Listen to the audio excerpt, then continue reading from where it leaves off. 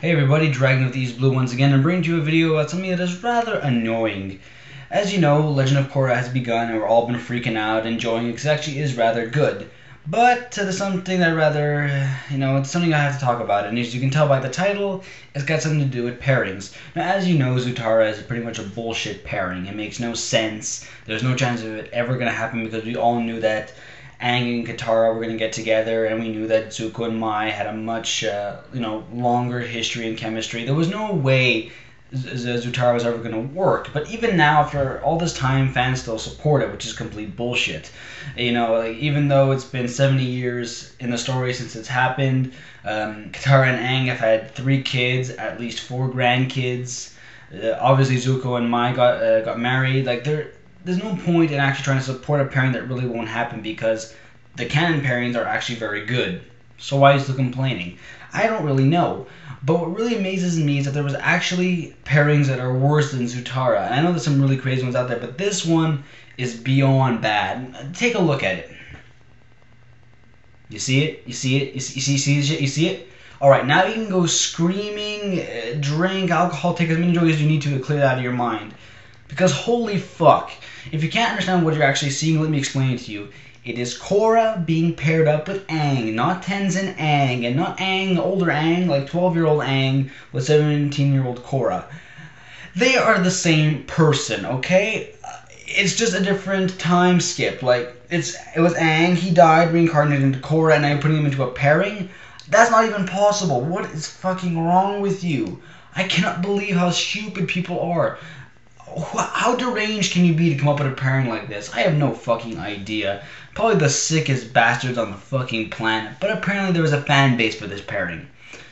I find it actually rather hilarious because early on when Korra, was introduced, people were already starting to pair her up with people like Mako, and I already support that. But it's funny because there was some weird pairings with her, with her being paired with, and she openly said something. Well, not really her herself, but a DA artist drew a really awesome picture explaining that Korra's like, we just started, there's been no confirmation of my sexual orientation, but you're already pairing me. And why are you pairing me up with Yue?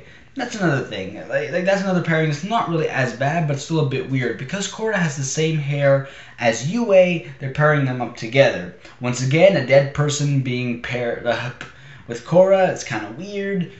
But like the joke comic says, it hasn't even been confirmed my sexual orientation. But now it has, so Yue is out the window. Now we have the pairings involving Mako, Korra, Asami, and Bolin.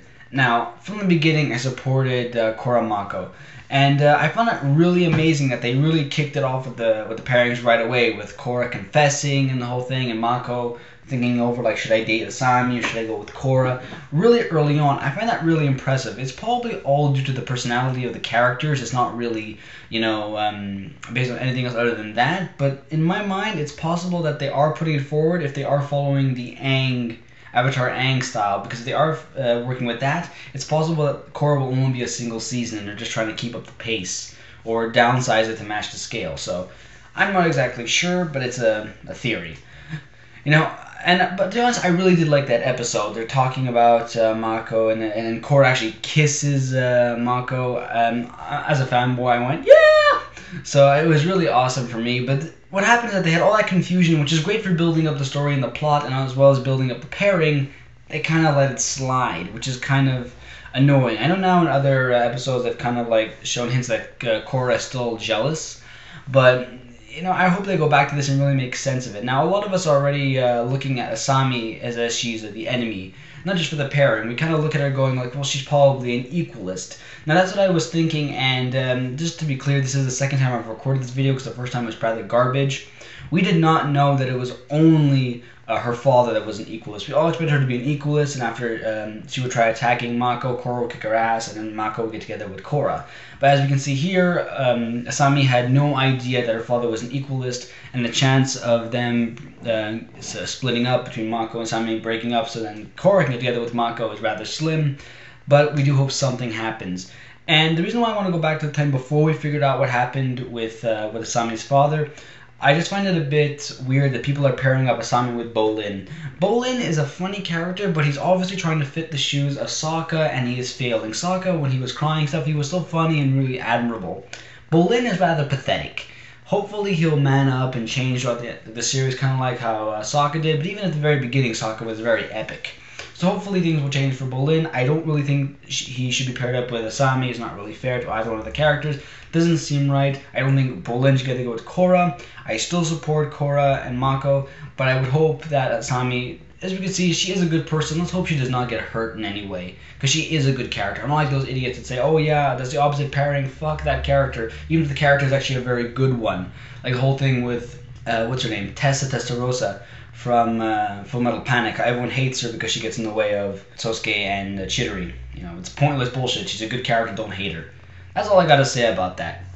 So, overall, the pairing situation is rather odd, not too bad. There's been a lot of impressive artwork and fanfic so far between Korra and Mako. I really do enjoy that. I do support the pairing, and I will continue to do so. If by any chance it does not happen, I will feel disappointed, but overall the series is good, as well as how it works with the pairing. So no complaints there. To the weird pairings that were presented, fuck you, because it is gross and disgusting, or just not fair to the characters at all.